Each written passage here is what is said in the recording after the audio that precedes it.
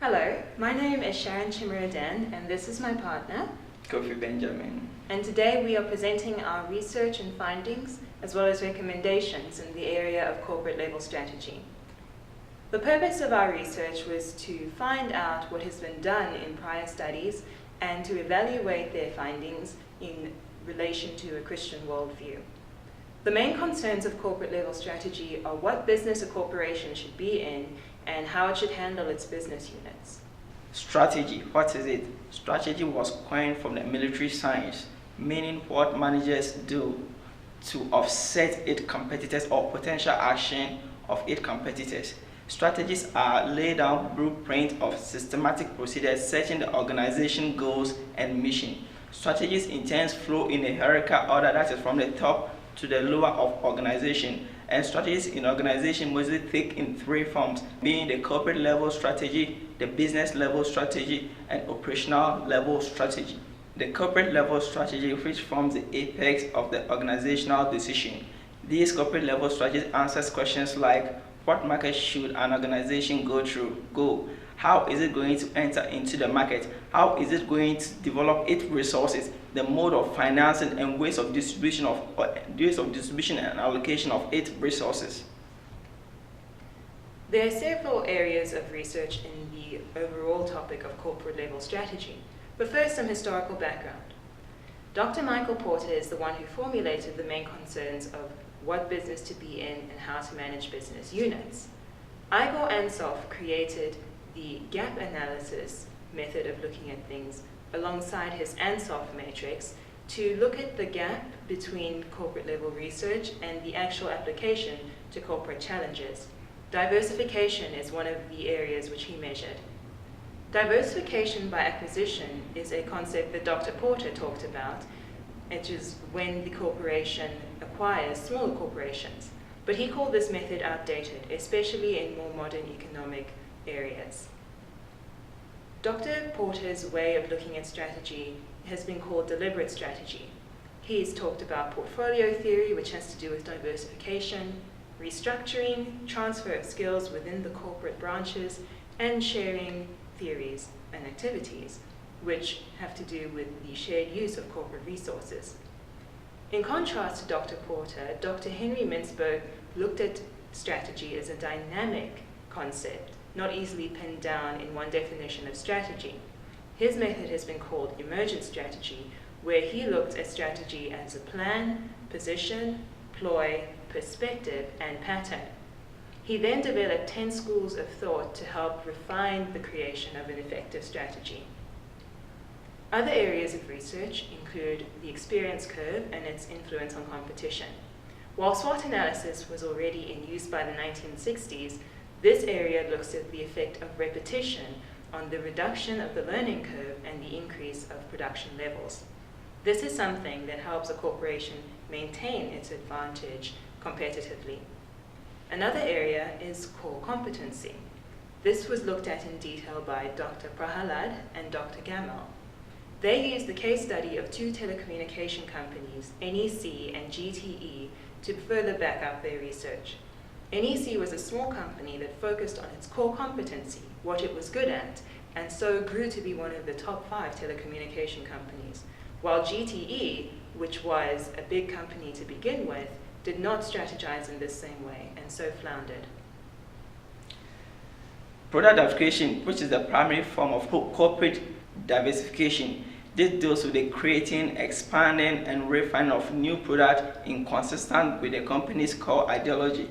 This can be in the form of related or unrelated product. With related product, what we mean by company is going to produce product inconsistent in its original product line or market. But with the unrelated product, the company produces different set of product that does not conform or that is not consistent with its original product.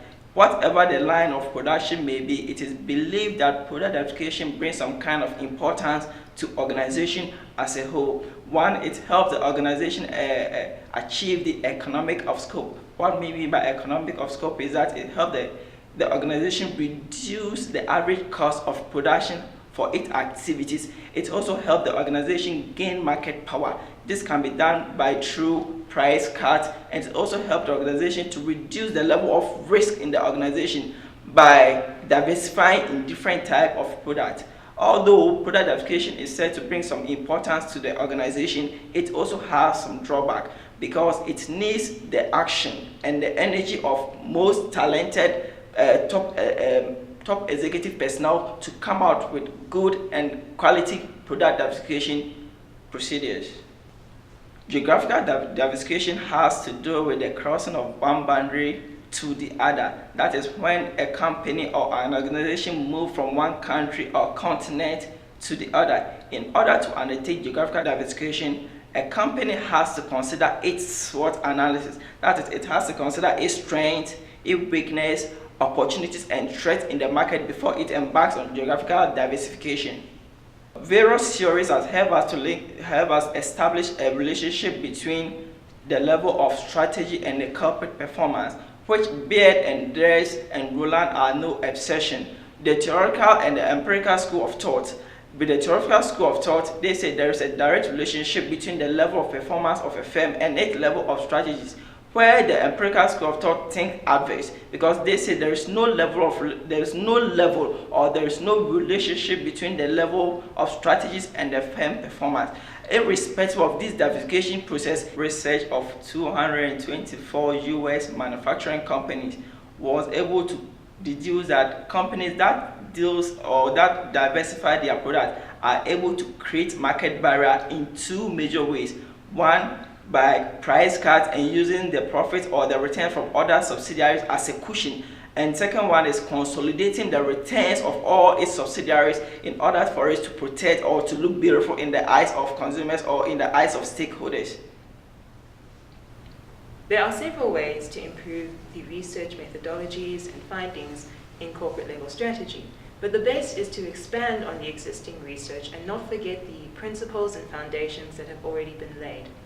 Examining case studies in detail, for example, Apple, one of the most successful corporations, is something that can provide valuable lessons for corporations to build their own strategies on. Apple used the strategy of core competency to connect with the society at large. Applying the findings of such research and case studies, for example, to modern research and corporate strategies is the best way to improve on the benefits of research. Future directions of research include outsourcing, risk mitigation, especially with the concept of strategic thinking that Dr. Henry Mintzberg mentioned in the 80s. This concerns how a business makes decisions. Again, communication in a digital age such as today, core ideology or the what and why of a corporation, and competition with effective strategies for reaching out to target audiences in a saturated age that is as noisy as today. Based on our study, the following recommendations were deduced. This includes, but not limited to, the core ideology focus. That is corporation core ideology, the goals core ideology, and the core ideology which will influence managers when taking diversification decisions.